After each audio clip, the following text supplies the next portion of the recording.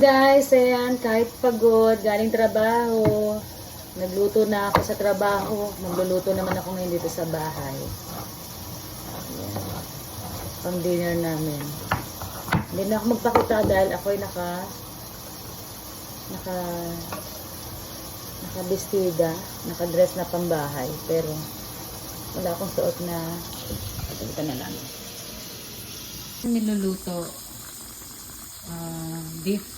Bakit nagbablurred? Ayan.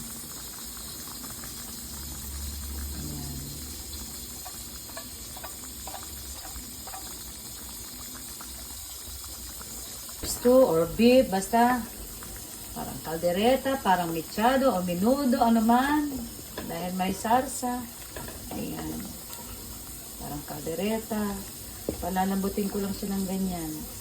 Ang nilagay ko lang dyan, Himalayan salt, black pepper, green pepper, red pepper, onion, garlic. Ayan yung garlic, buo pa. Tapos mamaya madudurog din yan. Tapos tubig. Tapos pampalasa, tulad ng betchin, pwede yan. Pang-enhance ng flavor. Ayan. So, hayaan natin siya dito maluto ng mga 2 hours.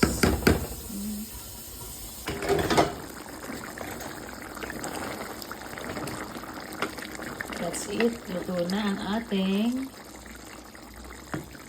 baka. Kung ano man ito sa inyong paningin, ito na yun. Ayan. Ito ang aking dinner. Delicious.